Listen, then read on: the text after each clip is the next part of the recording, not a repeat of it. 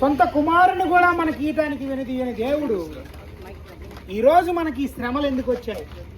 ఈ ఆర్థిక ఇబ్బందులు, వ్యాధులు, బాధలు, కష్టాలు, కన్నీళ్ళు.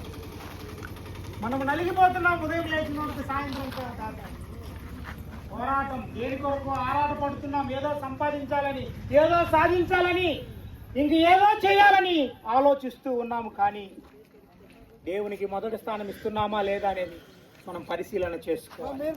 మొట్టమొదటిగా మనము ఉదయాన్నే లేచిన వెంటనే ఆ దేవాది దేవుని దగ్గర మోకరించి ప్రార్థన చేసి, ఈ దినమంతా అయ్యా నాకు తోడుండయ్యా, నాకు ఆయుష్నిచ్చావు, అందును బట్టి మీకు వందనాలు అని ఆయన మర్చిపోయే వారముగా ఉంటున్నాం. ప్రతిరోజు మర్చిపోతున్నాం.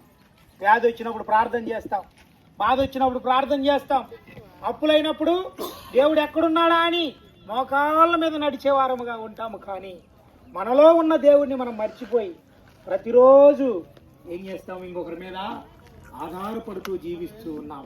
యేసయ్య వచ్చాడు, 2025 సంవత్సరాలు అయిపోతుంది ఆయన మన కొరకు మరణించి తిరిగి లేచి. ఆదిలో ఆదాము అవ్వ చేసిన ఆ పాపము తినరాని పండు తిని ఈ భూలోకములో ఉన్న అధికారాన్ని ఆ సాతానికి అప్పగిస్తే, ఆ అధికారాన్ని మరలా ఆయన చేతిలోకి తీసుకోవడానికి ఆయనే, ఆ వాక్యమే శరీరధారిగా మన మధ్య వచ్చి నివసించి ఆయన మన కొరకు పాపం ఎరుగని వాడిగా ఉండి మన కొరకు పాపమై ఆయన శిలువలో మరణించాడు. ఇది మనం ఇంకా మన కళ్ళకి అలనాడు ఇశ్రాయేలుకు ముసుగు వేసినట్లుగా మనము కూడా ముసుగు వేసుకొని జీవిస్తూ ఉన్నాం ఈ లోకంలో.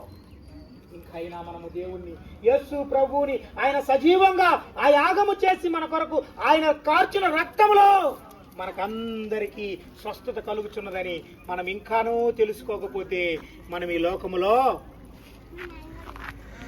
ఏమీ సాధించలేము. ఈ లోకంలో ఎంత సంపాదించినా, ఎన్ని కోట్లున్నా, ఎన్ని ఆస్తులున్నా, చివరాఖరికి నువ్వు తీసుకొని పోయేది ఏమైనా ఉందా అంటే ఏమీ లేదు. ఈ మధ్య మాట్లాడుతూ ఉన్నాడు ఒక కోటీశ్వరుడు కుమారుడు. అయ్యా, నేను ఎంత 5,000 కోట్లు పెట్టి పెళ్లి చేసుకున్నాను కానీ నేను ఏసీ రూమ్లో పడుకోలేను, బెడ్ మీద పడుకోలేను, నేను సాప్ మీద పడుకుంటాను, ఎందుకంటే నాకు ఊపిరాడదని చెప్తున్నావు. 5,000 కోట్లతో ఆరోగ్యం కొనుక్కోవచ్చు కదా.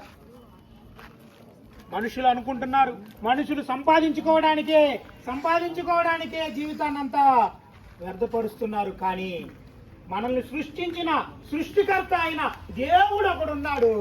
ఆయనకి పాపము అంటలేదు. ఆయనకి జన్మ పాపము, కర్మ పాపము లేనివాడుగా మన మధ్య నివసించాడు.